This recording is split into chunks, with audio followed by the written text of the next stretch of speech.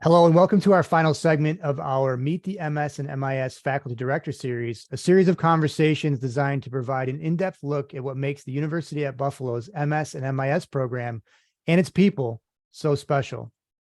My name is Aaron Shaw. I'm the Assistant Director of Recruitment here in the University at Buffalo School of Management, and I had the immense pleasure of being joined by one of those very special people today, the MS and MIS Faculty Director, Kevin Cleary. Kevin, welcome and thank you for joining me. Aaron, as always, thank you. Appreciate it. Now, if you missed either of the first two segments, Kevin provided us with a ton of great details about himself, his role as a faculty director, and the MIS program as a whole. You can view those in our digital library. I'll show you how before we wrap up today.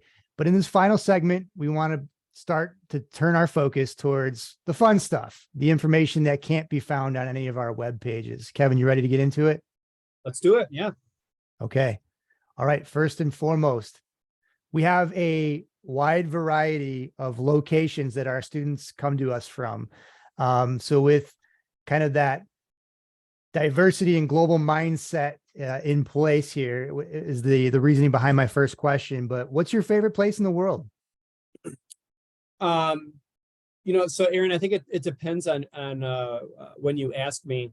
I have an 18-month son at home and who doesn't like to sleep. And so sometimes my most favorite place in the world is just in my bed getting a good night's sleep when he's been up all night. But I think to get it, perhaps more accurately, the answer, several years ago, when I was starting a new managerial position, I was kind of given an interview like this. And one of the questions was, well, once you're done here, what do you hope to do? And my response was, I love to be a cruise ship critic.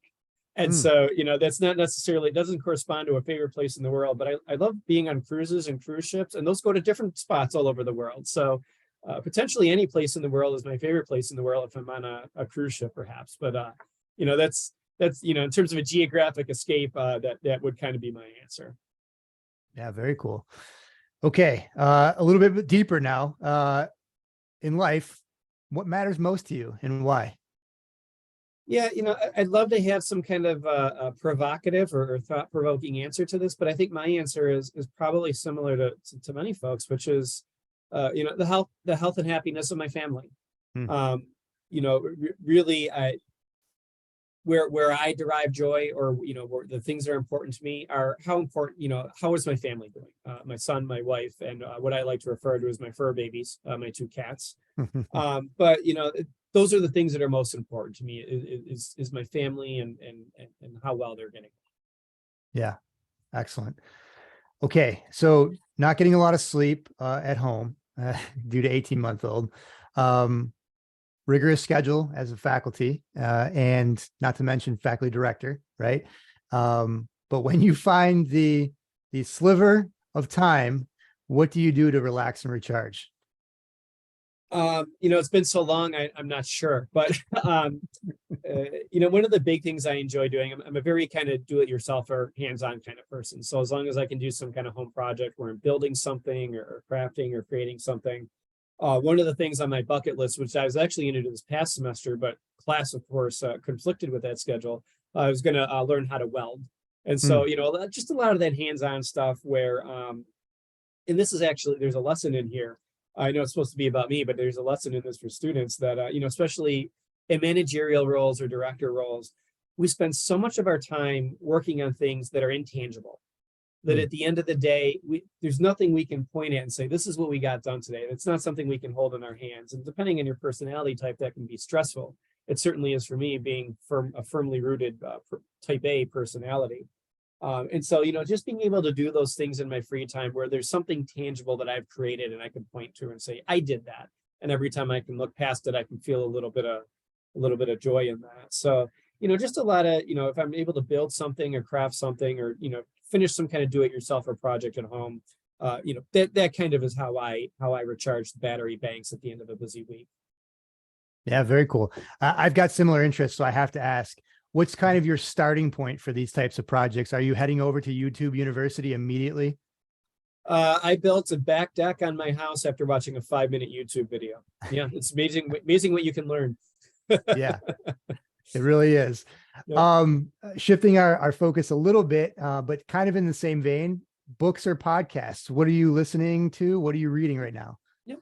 So, I mean, all the professional stuff aside, I was considering this question, and I kind of looked on my bedside table last night, and the three books there that I have are Meditations by Marcus Aurelius, Mindfulness in Plain English, as I try to meditate more and try to find natural ways to kind of lower my blood pressure a little, and A Brief History of Time by Stephen Hawking. And so, in terms of the actual print books I read, they tend to be more nonfiction. Although I will say that in my, in terms of what I stream regularly, I'm a big Star Wars fan, so I stream all the Disney stuff with Star Wars, all the different episodes of Star Trek that are coming out. And I do have my one guilty pleasure, my one dose of reality TV, which is the series Below Deck. Yeah, very cool. Okay, a little bit deeper then on this one, potentially. What's the best advice you've ever received? Yeah. So, this actually came out, and it wasn't until recently. I had a guest presenter who's a School of Management, MIS alum, very successful CIO in the area, and he was presenting in one of my classes.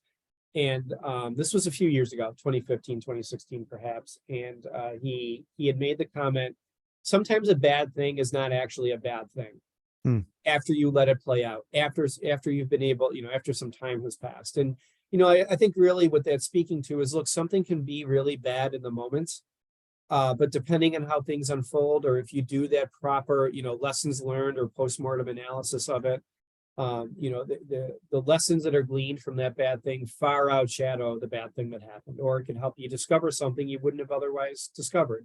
Maybe that thing can help you step outside your comfort zone. And so, I repeat that a lot in my classes. I repeat that a lot to myself. Sometimes a bad thing isn't a bad thing. And at the end of the day, sometimes a lot of positive things can come from bad things. Yeah, great advice. Okay, last one. And I kind of feel obligated to ask this. I think it's like the go-to for the, these fun types of interviews, but unique fact or something that most people don't know about you. Yeah. So, believe it or not, I once assisted with brain surgery. Oh. Now I'm not a doctor. I've never pretended to be a doctor, but earlier on in life, I decided to kind of branch out a little and get my EMT certification. Now, typically, and it was kind of the entry level level of EMT. Typically, those types of individuals are trusted with brain surgery, but I had to do as part of that certification process, I had to do a rotation in a hospital, and an emergent case came in, and I looked just like a nurse's aide or an orderly, and the doctor said, "Okay, now you put your hands here," and I actually held a person's head as the doctor drilled a hole in it. So that's it. That falls under the fun facts of my resume that I once assisted with brain surgery. Well, now I'm happy I asked, because I did not see that coming at all. That's a first for me. So thank you so much for sharing that. Yeah. All right. Quick and easy one here for segment number 3. That's going to do it for us. Kevin, thank you so much for providing tremendous insight into you, the person. I think the audience is really going to enjoy this particular segment. So thank you again. To our audience, we're so glad that you're interested in the UB MIS program, but we want to hear from you. And you can do so by opening up your cell phone's camera, following the links associated with the QR code here on your screen. Once there, you can do a plethora of things: schedule a one-on-one advisement appointment, browsing our social media, and so much more. Take care and goodbye for now.